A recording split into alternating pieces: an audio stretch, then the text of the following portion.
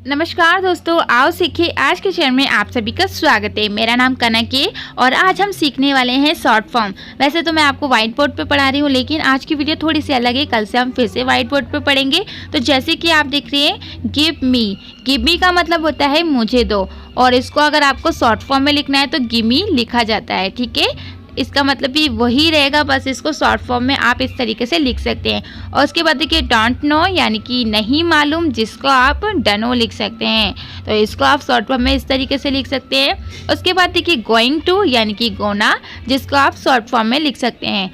Go to यानी कि गोटा, जिसको आप शॉर्ट फॉर्म में लिख सकते हैं। तो यहाँ पर आपने देखा बहुत सारी शॉर्ट फॉर्म है जो मैं आपको आगे भी बताने वाली हूँ। और अगर आप चाहते हैं कि ऐसी और भी शॉर्ट फॉर्म आपको पता चले, क्योंकि देखिए अगर आपको ये नहीं पता होगी तो आप इंग्लिश अच्छे से नहीं सीख पाएंगे। मान लीजिए गिमी लिखा है और आपको नहीं पता कि इसका मतलब गिव मी होता है, तो आप तो उसको सोचते ही रह जाएंगे कि इसका मतलब क्या है, और आप कहीं ना कहीं से ढूंढते रह जाएंगे। इसलिए शॉर्ट फॉर्म पता होना भी बहुत ज़रूरी है, तभी आप अच्छे से इंग्लिश सीख सकते हैं। चलिए अब आगे और देख लेते हैं और सीख लेते हैं। तो यहाँ पर आप देख रहे हैं एंड का मतलब क्या होता है। Am not, is not, are not, have not, has not, इस सब का मतलब होता है एंड। यानी कि अगर आपको am not, is not, are not, have not, has not लिखना है तो आप इसे शॉर्ट फॉर्म में इस तरीके से भी लिख सकते हैं। जैसे कि वॉन्ट यानी कि want to, want a, want an, यानी कि इस तरीके से अगर आपको इसको शॉर्ट फॉर्म में लिखना है तो वांट लिख सकते हैं। जैसे कि हम अब निकलना चाहते हैं, तो यहाँ पर आप देख रहे हैं इसके लिए इन्होंने शॉर्ट फॉर्म में लिखा है। माँ मुझे आइसक्रीम चाहिए, तो इसके लिए भी आपने देखा है कि इसको शॉर्ट फॉर्म में लिखा गया है। चलिए अब आगे और देख लेते हैं किन किन को आप शॉर्ट फॉर्म में किस तरीके से लिख सकते हैं।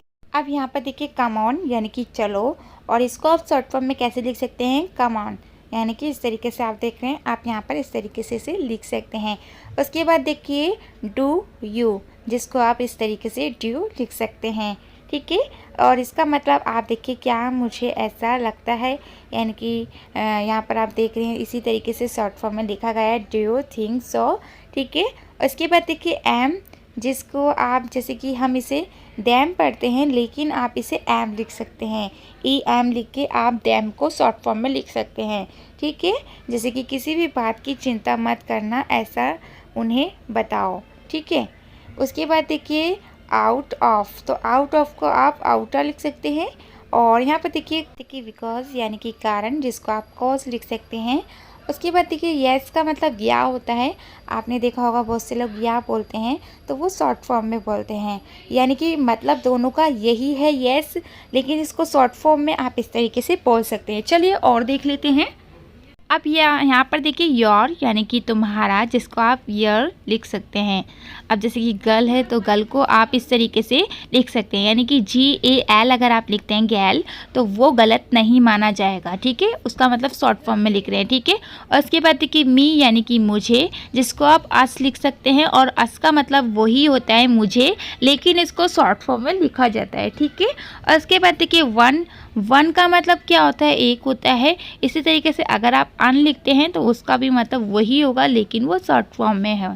ठीक है, वॉट, जिसको आप वॉट इस तरीके से लिखते हैं, उसको आप इस तरीके से भी लिख सकते हैं, जिसका मतलब जो या फिर क्या होता है। ठीक है, तो यहाँ पर आपने देखा बहुत सारे ऐसे शॉर्ट फॉर्म है जो आपको पता होनी चाहिए। अगर आपको ये नहीं पता है तो आपकी इंग्लिश तो आपको पता ही है। आप मान लीजिए मैंने लिख दिया अस और आपको मैं बोल रही मुझे, तो आप कंफ्यूज हो जाएंगे कि इसको अस क्यों लिखा जा रहा है। अगर आप चाहते हैं कि आपको ये सारी चीज़ें पता चले तो आप वीडियो को लाइक कीजिए, ताकि मैं इसका पार्ट 2 बनाऊँ और आपको आगे के सिखा सकूँ।